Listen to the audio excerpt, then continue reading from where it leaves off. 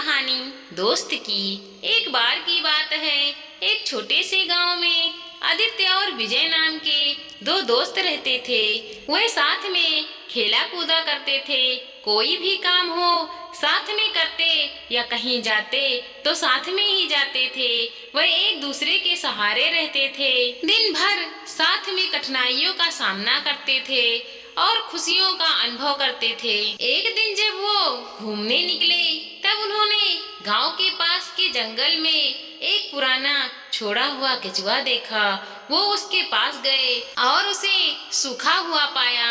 उन्होंने देखा कि कुबर में उसके एक छोटा सा पौधा जीने की कोशिश कर रहा था। दोनों दोस्तों को पौधे की प्रति दया हुई और उन्होंने तय किया कि वो इसे अपने गांव में ले जाएंगे और इसकी देखभाल करेंगे। उन्होंने पौधे के नीचे खुदाई की और उसे धीरे धीरे केचुए से निकाल लिए। वापस गांव में उन्होंने पौधे के लिए ठीक स्थान ढूंढा और उसे वहां रखा।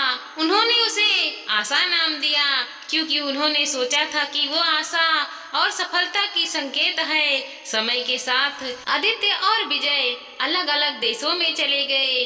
वे अपने अपने काम में व्यस्त हो गए और उनकी दोस्ती में कमी आ गई। दूसरी तरफ आशा, जिसकी वो दोनों मिलकर देखभाल करते थे, वो भी अकेली हो गई और कमजोर हो गई। एक दिन जब विजय गांव के पास से गुजर रहा था, उसने देखा कि आशा बहुत कमजोर हो गई है। उसकी पत्तियां सूख रही थी और उसका रंग बिरंगा चमक खत्म हो गया था। विजय को दुख हुआ और वह जल्दी से आदित्य को ढूंढने निकल पड़ा। उसने बातचीत की और मिलकर समस्या का हल करने का निर्णय लिया।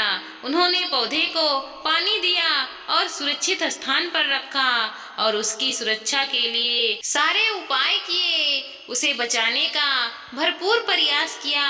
उन्होंने काफी वक्त बाद मिलकर बातचीत की और अपनी खुशियां और दुखों का साझा किया। इसके प्रयास से आशा को फिर से जीवन की शक्ति मिली। उसकी पत्तियां फिर से उज्जवल हुईं और वह फिर से विकसित होने लगी। वह एक सुंदर वृक्ष बन गई और उसकी छांव और फूलों से लोगों को सुख और आनंद मिलने लगा।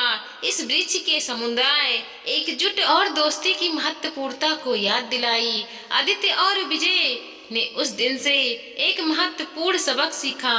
उन्होंने जान लिया कि सच्ची दोस्ती विश्वास और सहयोग से की जड़ों से जुटी होती है। उन्होंने वचन दिया कि एक दूसरे का साथ कभी नहीं छोड़ेंगे और उनकी दोस्ती हमेशा एक महत्व देगी। जब वो आशा की छांव में खड़े होते तो उन्हें यकीन होता है कि उनकी दोस्ती और उनका संघर्ष सब कुछ बेहतर, सुंदर और अनमोल है। दोस्तों, मैं जानती हूँ कि इस छोटी सी दोस्ती की कहानी को पढ़कर आपको अपने वह दोस्त याद आए होंगे जिससे आप काफी समय से नहीं मिले होंगे। किसी वजह से उसके टच में नहीं रह पा रहे होंगे।